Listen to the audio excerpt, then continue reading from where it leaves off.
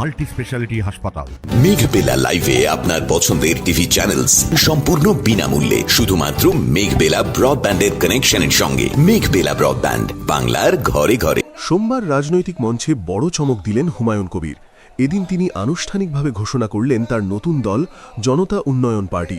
বিশেষ নজর কাড়ে এদিন একাধিক বিক্ষুব্ধ নেতানেত্রীদের উপস্থিতি।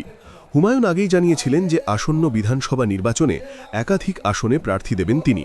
সেই মতো এদিন একে একে প্রার্থীদের নাম ঘোষণা করেন। এদিন মুখ্যমন্ত্রীকে সরাসরি চ্যালেঞ্জ ছুড়ে দিয়ে হুমায়ুন বলেন,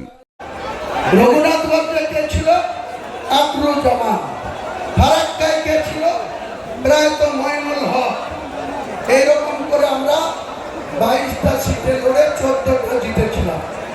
আর যে লেনফোর্ড, যে মার্ক্সবাদী কমিউনিস্ট পার্টির নেতৃত্বে 13 জোটের প্রার্থী 34 বছর সরকার চালিয়েছিল, তাদের মাত্র 7টা সিট জিতেছিল।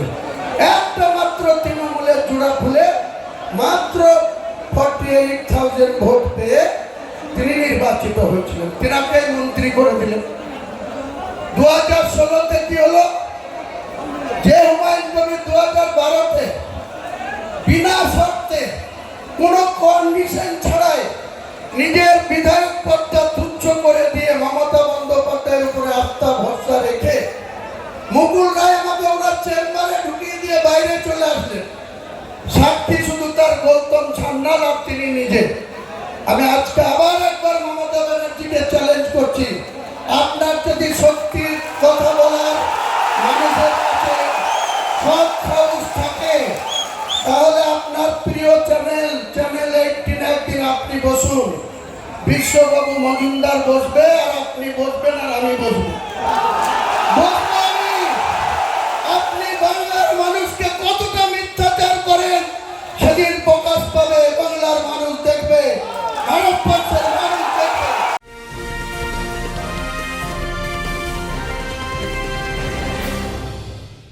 উত্তর 24 পরগনা ও তার আশপাশের এলাকার মানুষের সেবায় ক্যাথ ল্যাবের মতো অত্যাধুনিক সুবিধা নিয়ে পরিষেবায় ব্রতী সারদা মাল্টি স্পেশালিটি হাসপাতাল। একই ছাদের তলায় মানুষ সাধারণ চিকিৎসা থেকে শুরু করে 24 ঘন্টা cath lab, MRI, CT scan, এনআইসিইউর মতো সুবিধা এবার থেকে পেয়ে যাবেন সারদা মাল্টি স্পেশালিটি হাসপাতালে। প্রয়োজনে যোগাযোগ করুন 033-2592-0730, 2593-0730, 2593-3562 ও 9331275635 নম্বরে। আমাদের ঠিকানা Royal Park, Kalyani Expressway, Barrackpore, Kolkata 7,01,21। Sarada multi speciality হাসপাতাল, পরিষেবাই হোক আমাদের মূল লক্ষ্য। মানুষকে ইউজ এন্ড থ্রো, কাজের সময় কাজী আর কাজ ফুরালে পাজি। কতদিন আপনার ওই শক্তি থাকে? মমতা বন্দ্যোপাধ্যায়কে আমি চ্যালেঞ্জ করছি, আপনার সৎ সাহস থাকলে, সততা থাকলে আপনি বিশ্বভাবকে দেখতে আপনার সময় মতো বের করুন।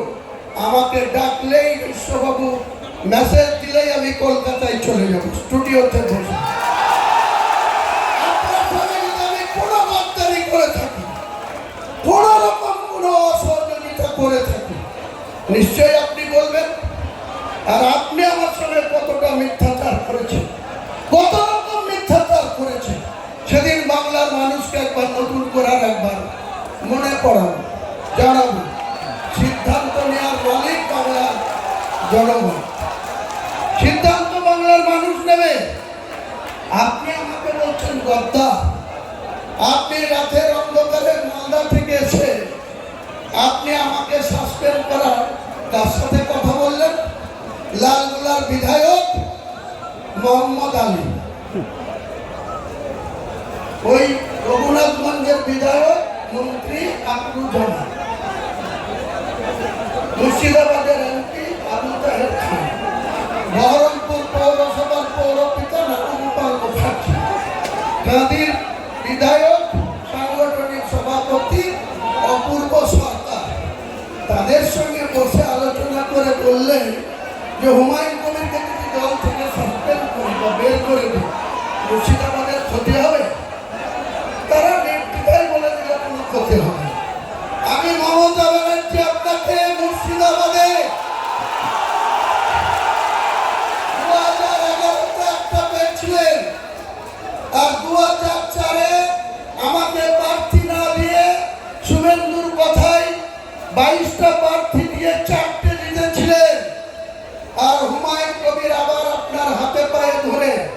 এই তৃণমূলে এসে 20টা পায়ে দিয়েছিলাম। আজকে চ্যালেঞ্জ আমার, কোন শক্তি থাকলে মুর্শিদাবাদে আপনি খাতা খুলে দেখাবেন।